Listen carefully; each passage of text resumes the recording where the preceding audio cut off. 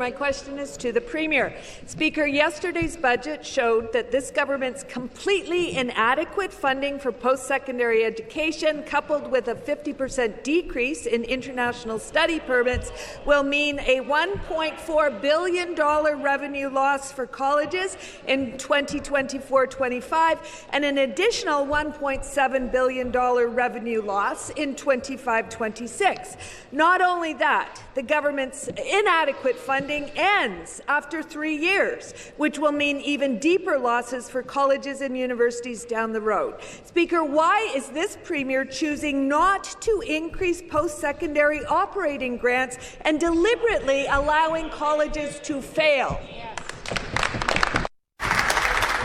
Minister of Finance. Well, Mr. Speaker, thank you through you to the member opposite for that question. You know, Mr. Speaker, it's this Minister of Colleges and Universities who froze tuition to make it more affordable for students and families to get an education.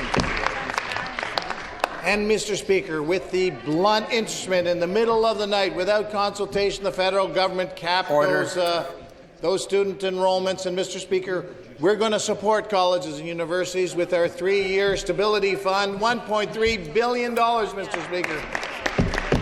But what I can tell you is this. It's an economy that is growing on all cylinders in Ontario. We're investing in infrastructure, housing, hospitals, highways, transit, you name it. We're investing in schools.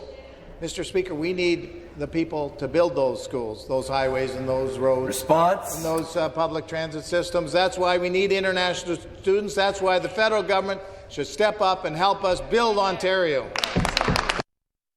Supplementary question, back to the member for London West. Thank you, Speaker. Students need affordable tuition, but it's not going to help if there's no campuses for them to attend.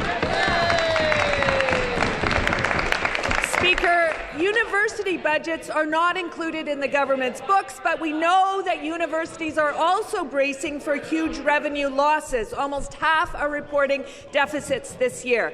This government chose to ignore urgent calls from its own expert panel for an additional $2.5 billion in post-secondary base funding and is instead allowing university deficits to grow, programs to be eliminated, campuses to be closed, and student supports to be cut. Why did this budget not include the permanent, significant increase in operating grants that would move Ontario out of last place in the country in per-student funding and is desperately needed to keep the sector afloat? Members will please take their seats. Minister of Finance. I don't know which part of my answer the member opposite didn't hear.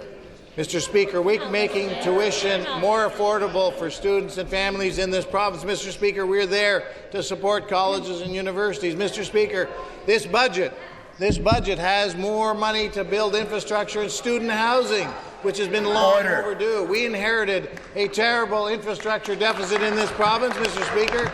We're not going to let the people of Ontario down. We're not going to let the students of Ontario down. Opposition, we're not going to let families down. We're not going to let the great people who are building this province down. We're getting it done, and we're going to do it together.